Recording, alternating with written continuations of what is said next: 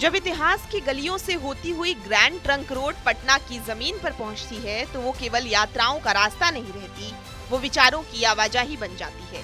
और इसी सड़क की सोच को आगे बढ़ाते हुए ग्रैंड ट्रंक रोड इनिशिएटिव ने राजधानी पटना में एक ऐसा आयोजन किया जिसने साबित कर दिया कि महिलाओं की सोच और संकल्प किसी सीमा में बंधे नहीं होते। ये मंच केवल भाषणों का नहीं था, ये आत्मकथाओं, उपलब्धियों और उन रास्तों का था जिन्हें इन महिलाओं ने अपने पैरों से गढ़ा है।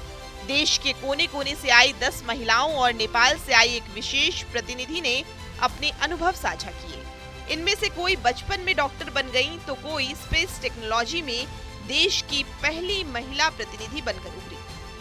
किसी ने विज्ञान को आम लोगों तक पहुंचाया तो किसी ने डिजिटल हेल्थ के जरिए गांवों को जोड़ा।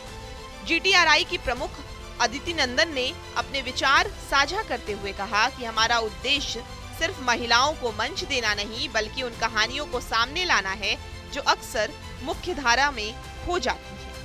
हम आयु, जाति, वर्ग हर बंधन को तोड़कर केवल विचारों को जगह देते हैं।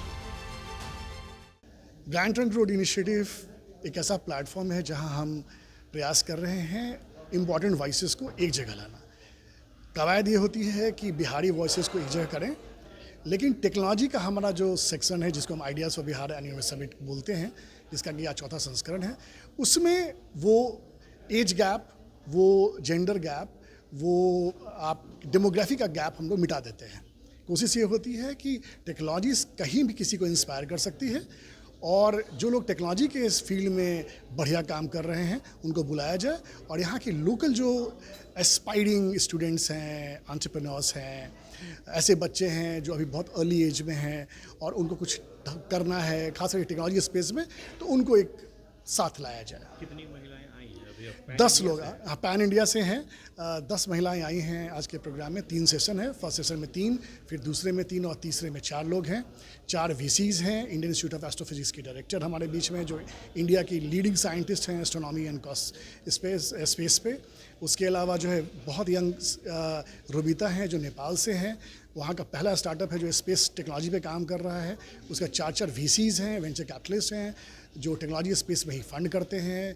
We also have doctor Sabeen Kapasi जो कि 10 साल की उम्र में वो डॉक्टर बन गई थी, उनका रिकॉर्ड रहा है इंडिया के अंदर जो रिसेंटली ब्रेक हुआ है। उसके अलावा हमारे बीच में क्यूरबे है जो आपके छत्तीसगढ़, उड़ीसा, झारखंड में क्लिनिक पे काम कर रहा है, उसकी जो है हेड ऑफ पार्टनरशिप यहाँ हमारे बीच है। तो इस तरह की महिलाएं को ही हैं जो सब की सब अनोखी हैं, अद्भुत हैं। बहुत कुछ सुनने, सीखने और समझने के लिए का प्रयास हमारा है। कोशिश ये है कि जो आधी आबादी है उसको मौका मिले और हम क्या मौका देंगे, बेसिकली अब ज़रूरत है कि वो बोले और हम सुने। 3 सत्रों में बटे इस आयोजन में तकनीक, नवाचार, स्वास्थ्य, शिक्षा और लीडरशिप जैसे विषयों पर चर्चा हुई। हर वक्ता, हर कहानी एक नई प्रेरणा थी, एक नई संभावना की खिड़की। इस आयोजन ने न सिर्फ भाग लेने को बल्कि वहां उपस्थित युवाओं और विद्यार्थियों को भी ये एहसास दिलाया कि बदलाव का पहला कदम खुद को समझने और आगे बढ़ने की इच्छा से शुरू होती है। TV9 के लिए पटना से सुजीत कुमार की रिपोर्ट।